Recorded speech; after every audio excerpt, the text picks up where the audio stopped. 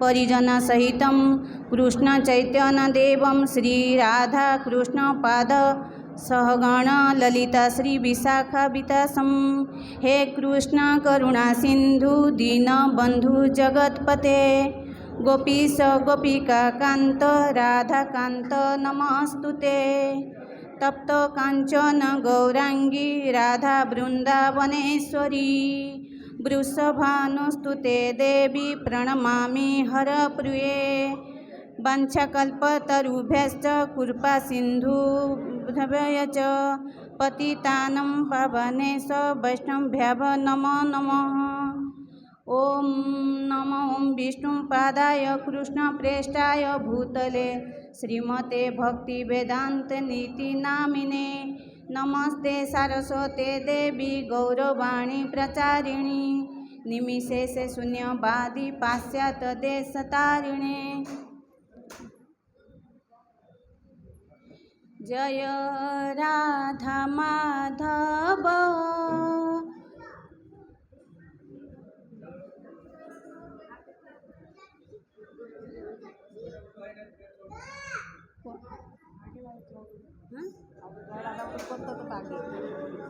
आगे जय राधा माधव करते हो तो जय राधा माधव। जय राधा माधव कुंज बिहारी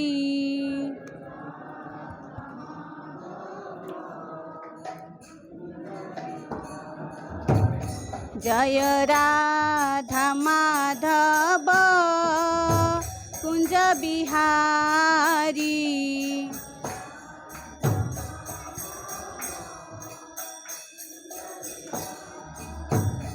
जय गोपी जन वल्लभ गिरवरधारी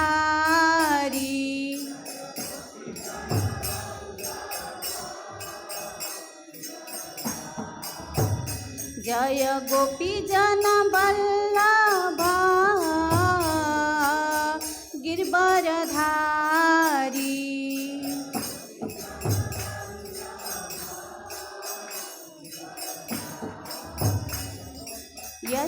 यशोदनंदन ब्रज जन रंजन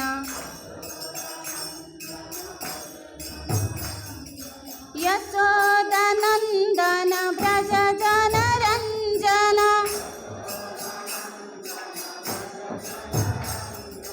यशोदनंदन ब्रज जन रंजन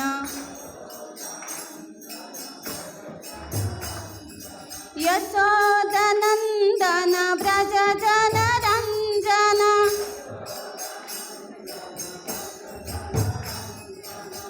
यमुना तीर बनचारी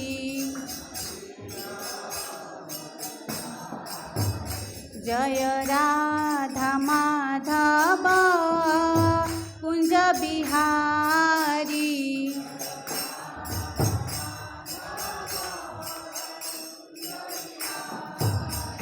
जय राधा माधव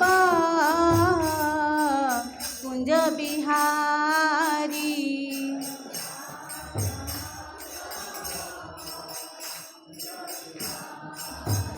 जय गोपी जन वल्लभ गिरवरधारी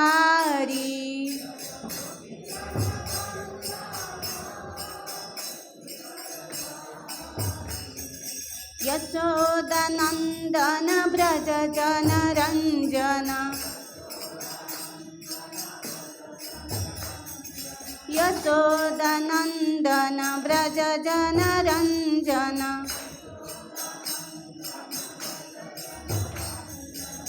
यमुना तीर बनचारी हरे कृष्ण कृष्ण कृष्ण हरे हरे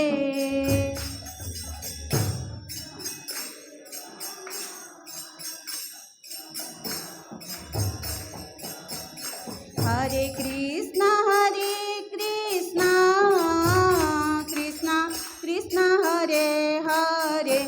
हरे राम राम राम हरे हरे, हरे कृष्ण कृष्ण कृष्ण हरे हरे, हरे राम राम हरे हरे, हरे कृष्ण कृष्ण कृष्ण हरे हरे, हरे राम राम हरे हरे।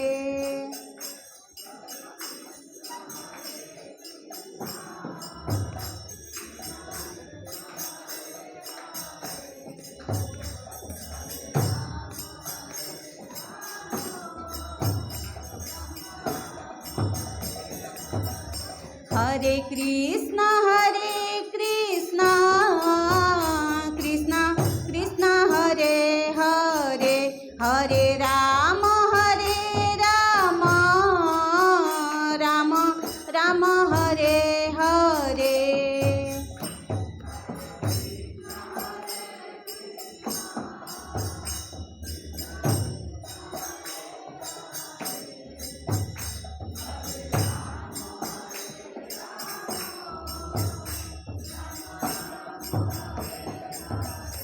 हरे कृष्ण कृष्ण कृष्ण हरे हरे, हरे राम राम राम हरे हरे।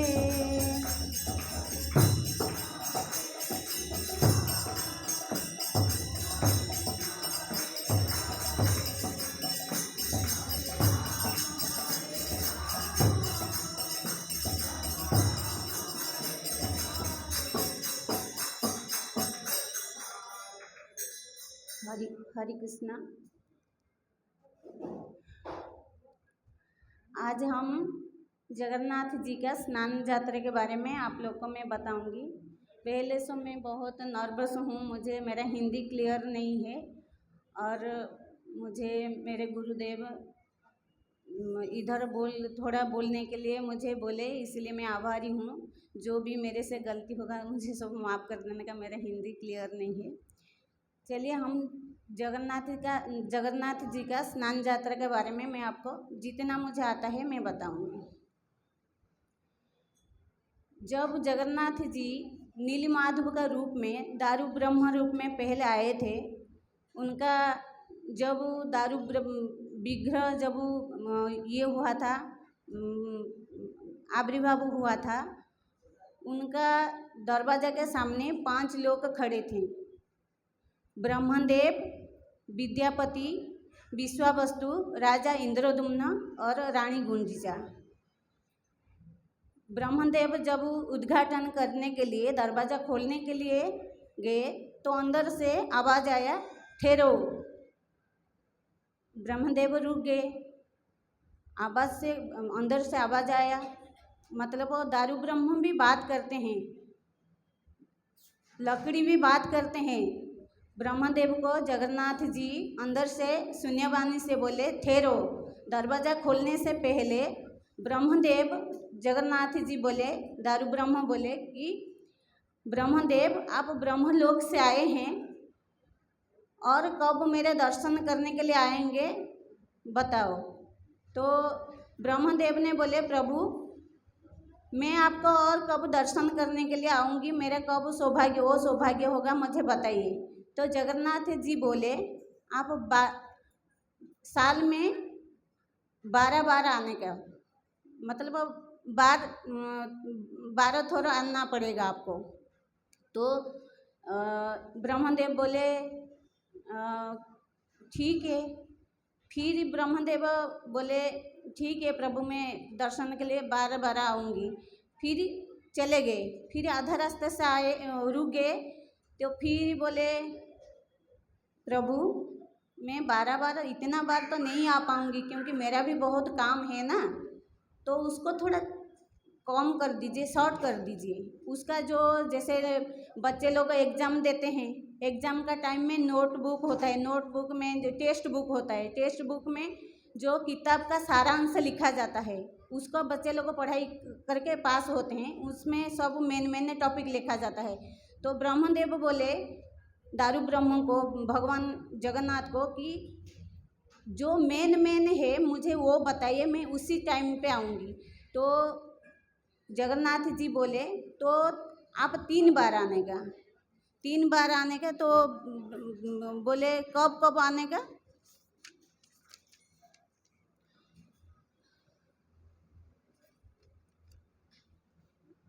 बोले 3 बार आने का। बोले मैं कब आऊँगी ना, साल में आप 3 बार आने का। कब आने का?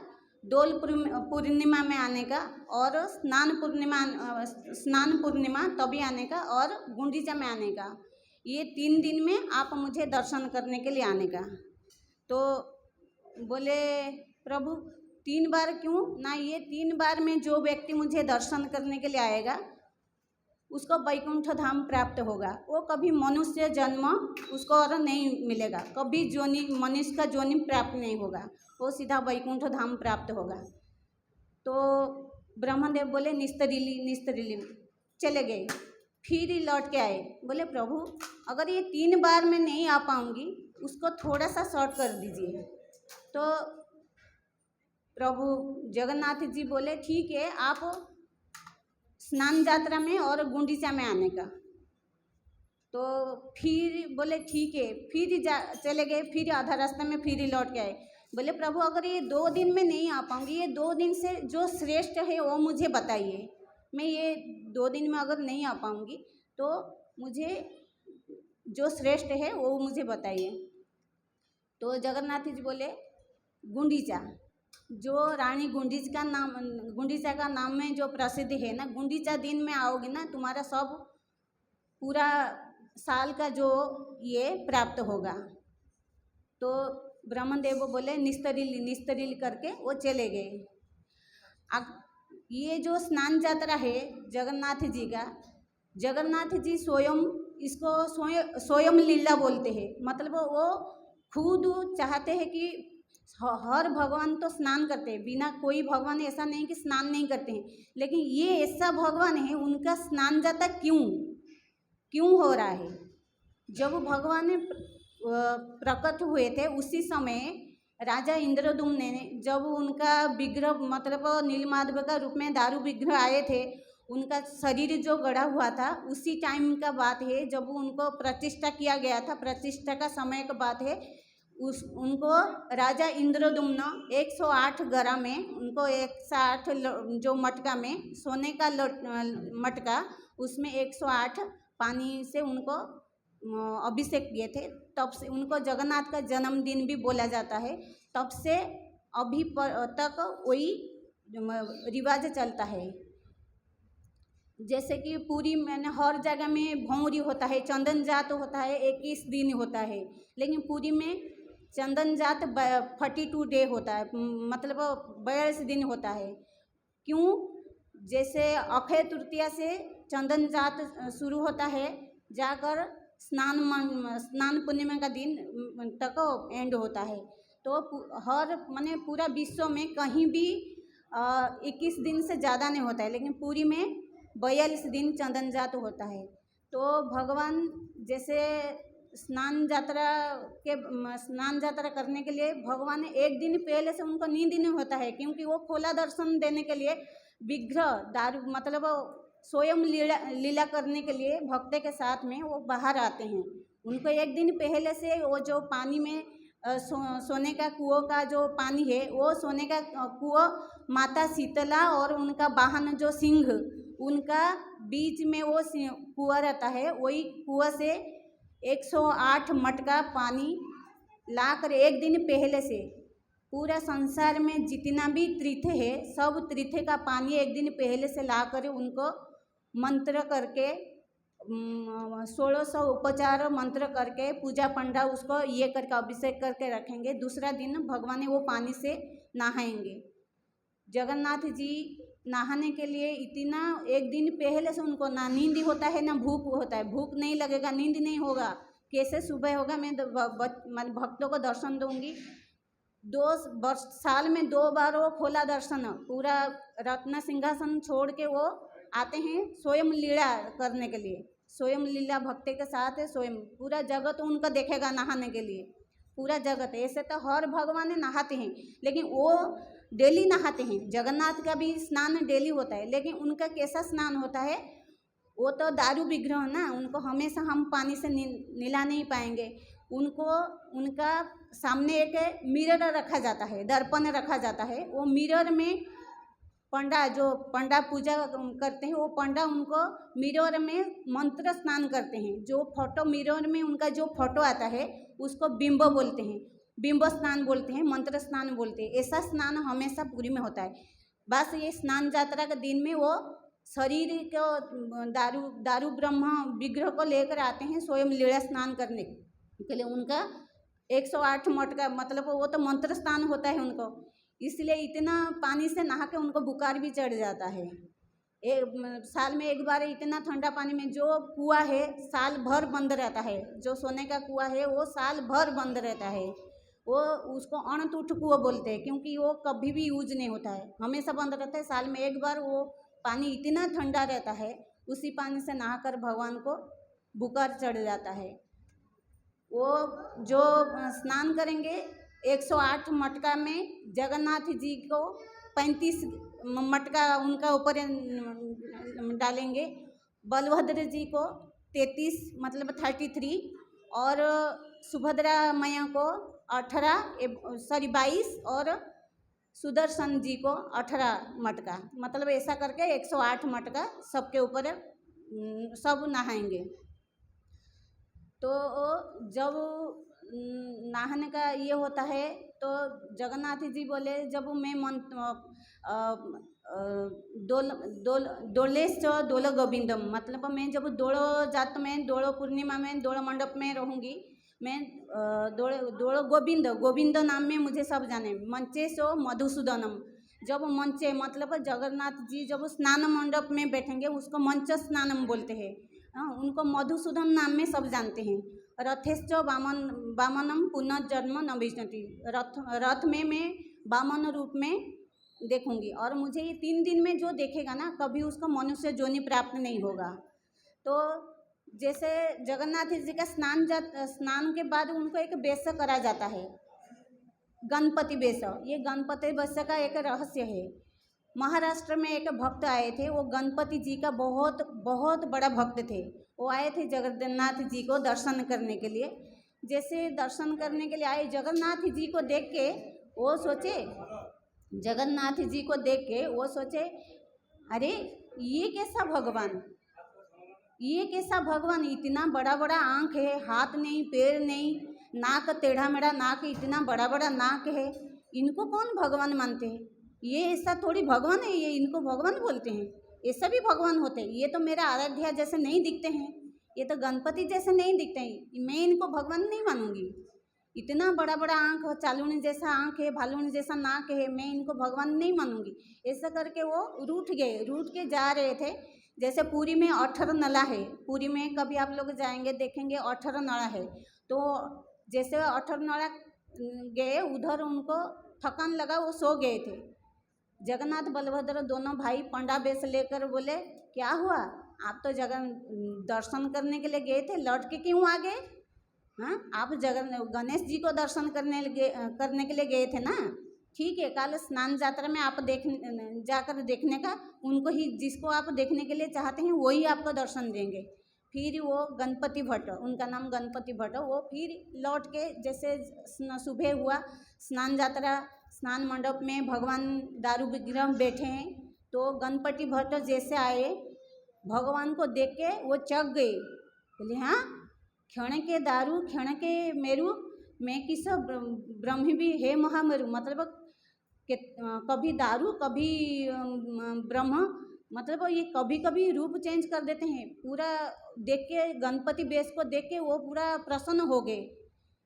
गणपति भट्ट जब वो जगन्नाथ जी को स्नान मंडप के ऊपर में स्नान मंडप में गणपति वेश में देखे, वो चकित हो गए। बोले प्रभु मुझे क्षमा करो, मैं आपको पहचान नहीं पाया, मेरा अपराध क्षमा करो। तो इतना सुंदर वेश, मैं बहुत खुश, मैं मेरे प्रभु को देख लिया, बहुत खुश हो गए। तो उसी दिन से जगन्नाथ जी उनका भक्तों का मान रखने के लिए बोले मैं स्नान यात्रा मतलब स्नान के बाद में मेरा ये गणपति वेश मुझे हर साल वो नहाने के बाद उनका गणपति वेश को, एक कड़ा गणेश एक धड़ा गणेश, 2 गणेश होता है। ऐसे तो बोलते हैं हाथी वेश बोलते हैं, लेकिन गणेश का वेश होता है, उनका हाथी वेश बोलते हैं। तो उनका जब स्नान हो जाता है तो वो क्या करते हैं, स्नान होने के उसी दिन एक ही भोग लगेगा। जगन्नाथ जी का 56 भोग लगता है डेली, लेकिन वो उसी दिन एक ही धूप और एक भोग लगेगा। फिर जगन्नाथ जी नहाने के बाद फिर उनको, जैसे जगन्नाथ जी स्नान मंडप में आएंगे तो धाड़ी पहन करके आएंगे, मतलब इतना भक्तों को देखने के लिए इतना व्याकुल हो जाते हैं ना, वो खाना पीना सब छोड़ देते हैं। कैसे मैं जाऊंगी, मैं पूरा खोला दर्शन दूंगी भक्तों को, मैं देखूंगी जाकर, इसलिए उनको धाड़ी पहंड बोलते हैं। धाड़ी के धाड़ी मतलब एक ही पर एक आ जाएंगे। जैसे खत्म स्नान यात्रा खत्म हो जाएगा, गोटी पहंडी बोलते हैं, एक ही पर एक ही पूरा आराम से जाएंगे, मतलब सबको दर्शन दे के वो पूरा संतुष्ट, पूरा दिल सुकून मिल जाएगा, फिर आराम से वो जाएंगे। तो भगवान का तो बहुत लीला है स्नान यात्रा के बारे में। मैं और मैं एक ये बताती हूँ जगन्नाथ जी का, मतलब स्नान यात्रा तो ऐसे होता है। स्नान यात्रा जैसे चंदन जात्रा, पुरी में चंदन जात्रा प्रसिद्ध है, और जगन्नाथ जी का स्नान यात्रा को भी जगन्नाथ का जन्मदिन भी बोलते हैं। उसी दिन जगन्नाथ जी को मतलब वो आएंगे, कोटि कोटि को बोलते हैं जगन्नाथ जी को कोटि भक्तों का मोड़ोमणि, मतलब वो भगवान के लिए वो एक ही ठाकुर संसार में जो कि भक्त के लिए वो रोने लगते हैं। ऐसा कोई माने कोई भी भगवान भक्त के लिए लोने, उनको एक एक मिनट में तुम एहसास हो जाएगा, हाँ ये है जीवित, दारू ब्रह्म है, लेकिन वो दारू ब्रह्म बात भी करते हैं।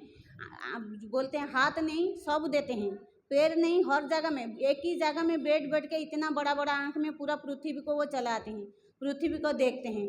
इसलिए वो बोलते हैं भक्त का बिना भगवान अधूरा, भगवान का बिना भक्त भी अधूरा। ऐसा एक भगवान जो कि भक्त के लिए हमेशा उनका आंख में आंसू झरता है, वो एक ही भगवान है। अगर भक्त रोएगा ना, वो भी भक्त के साथ रोने लग जाएंगे। इसलिए बोलते हैं ना, मही मंडल रे नहीं एमिति दिया, भक्त लागी जाखिरु झरइलुहा। मही मंडल रे नहीं एमिति दिया,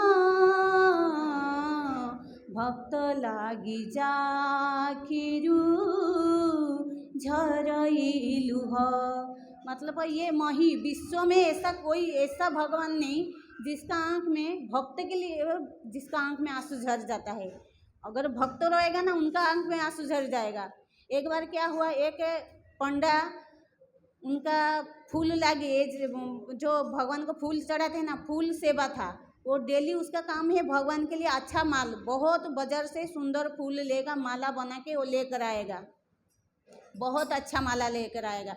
तो एक वो लेकर माला आएगा, लेकिन क्या करेगा, माला को लेकर एक बेस्या के पास जाएगा।